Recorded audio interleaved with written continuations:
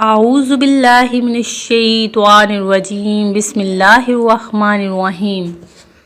اللہ کے نام سے شروع جو بڑا مہربان نہایت رحم کرنے والا ہے۔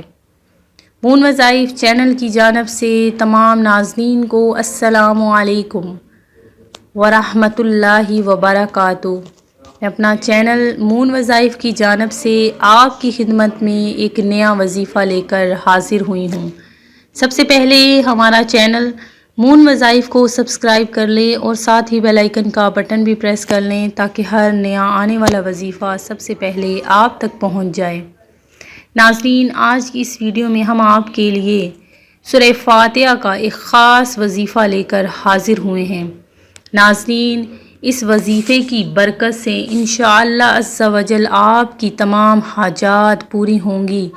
وہ حاجات جن کے نہ پورا ہونے سے آپ کو ہمیشہ سے ہی شکایت رہتی ہے، وہ حاجات آپ کے صرف سورہ فاتحہ کی ایک آیت کے وظیفے سے ہی حل ہو جائے گی۔ ہماری ویڈیو کو آخر تک ضرور دیکھیں۔ انشاءاللہ عز و جل اللہ تبارک و تعالیٰ آپ کی تمام دعاؤں کو شرف قبولیت عطا فرمائے۔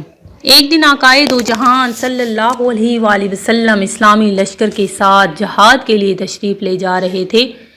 راستے میں ایک جگہ پڑاؤ کیا اور حکم دیا کہ یہیں پر جو کچھ کھانا ہے کھا لو۔ جب کھانا نہ کھانے لگے تو صحابہ کرام نے عرض کی، یا رسول اللہ، روٹی کے ساتھ سالن نہیں۔ پھر صحابہ نے دیکھا کہ ایک شہد کی مکھی ہے اور بڑے زور زور سے بھن بناتی ہے۔ عرض کیا، یا رسول اللہ، یہ مکھی کیوں شور مچاتی ہے؟ فرمایا، یہ کہہ رہی ہے کہ مکھیاں بے قرار ہیں، اس وجہ سے کہ صحابہ کرام رضوان اللہ اجمعین کے پاس سالن نہیں، حالانکہ یہاں قریب ہی غار میں ہم نے شہد کا چھتا لگایا ہوا ہے، وہ کون لائے کیونکہ ہم تو اسے لا نہیں سکتی۔ پھر فرمایا، پیارے علی، اس مکھی کے پیچھے پیچھے جاؤ اور شہد لے آؤ۔ چنانچہ حضرت حیدر کرار نے ایک جو بھی پیالہ پکڑ کر اس کے پیچھے ہو لیے۔ وہ مکھی آگے آگے اس غار میں پہنچ گئی اور آپ نے وہاں جا کر شہد صاف مصفہ نچوڑ لیا اور دربار رسالت میں حاضر ہو گئے۔ سرکار دو عالم صلی اللہ علیہ وآلہ وسلم نے وہ شہد تقسیم فرما دیا۔ جب صحابہ کرام رضوان اللہ اجمعین کھانا کھانے لگے تو مکھی پھر آ گئی اور پھر بنانا شروع کر دیا۔ صحابہ نے عرض کی، یا رسول اللہ، مکھی پھر اس طرح شور کیوں کر رہی ہے؟ تو فرمایا، میں نے اس سے ایک سوال کیا اور یہ اس کا جواب دے رہی ہے۔ میں نے اس سے پوچھا کہ تمہاری خوراک کیا ہے؟ مکھی کہتی ہے، پہاڑوں اور بیابانوں میں جو پھول ہوتے ہیں وہ ہماری خوراک ہے۔ میں نے پوچھا، پھول تو کڑوے بھی ہوتے ہیں، پھیکے بھی، بدمزہ بھی، تو تیرے منہ میں جا کر نہایت شیریں اور صاف شہد کیسے بن جاتا ہے؟ تو مکھی نے جواب دیا، یا رسول اللہ، ہمارا ایک امیر اور سردار ہے۔ جب ہم پھولوں کا رس چوستی ہیں تو ہمارا امیر آپ صلی اللہ علیہ وآلہ وسلم کی ذات مقدسہ پر درود پاک پڑھنا شروع کرتا ہے اور ہم بھی اس کے ساتھ مل کر درود پاک پڑھتی ہیں تو وہ بدمزہ اور کڑوے پھولوں کا رس درود پاک کی برکت سے میٹھا ہو جاتا ہے اور اسی کی برکت و رحمت کی وجہ سے وہ شہد شفا بن جاتی ہے۔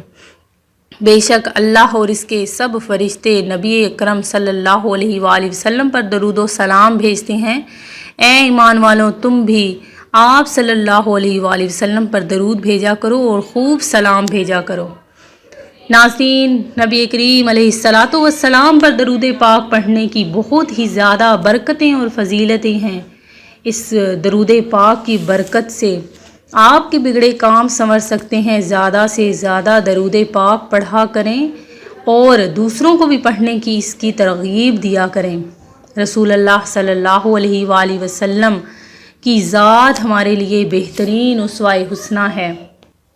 ناظرین، سورہ فاتحہ کی ایک آیت کا جو وظیفہ میں آپ کی خدمت میں لے کر حاضر ہوئی ہوں، وہ کس طریقے سے آپ نے پڑھنا ہے، ذرا وظیفے کو نوٹ کر لیجئے کہ اس سورہ فاتحہ کی ایک آیت ہے، ایاک نعبد و ایاک نستعین۔ اس ایک آیت کو آپ نے 100 بار پڑھنا ہے۔ اللہ تبارک و تعالی اس پر اپنا کرم اور اپنی عنایت فرمائے گا اور اس کی ہر حاجت کو پورا فرمائے گا اور اس کو اپنے رحمت کے سائے میں جگہ عطا فرمائے گا۔ آپ نے اس آیت مبارکہ کو کسی بھی وقت میں آپ نے پڑھنا ہے۔ انشاءاللہ عز و جل آپ کی تمام حاجات، آپ کی تمام مرادیں، آپ کے جس مقصد میں آپ چاہتے ہیں کہ آپ کو کامیابیاں عطا ہوں، وہ اس کے لیے آپ اس کو پڑھ سکتے ہیں۔ اور اگر آپ کسی خاص بیماری میں مبتلا ہیں تو وہ بھی اس آیت کو زیادہ سے زیادہ اگر پڑھیں تو انشاءاللہ عز و جل ان کی یہ بیماری ان سے دور ہو جائے گی۔ میں امید کرتی ہوں کہ ہمارا آج کا وظیفہ آپ کو پسند آیا ہوگا۔ اسی طرح سے مزید وظائف حاصل کرنے کے لیے ہمارا چینل مون وظائف کو دیکھتے رہیے۔ اپنا خیال رکھیے گا، دعاؤں میں یاد رکھیے گا۔ اللہ حافظ۔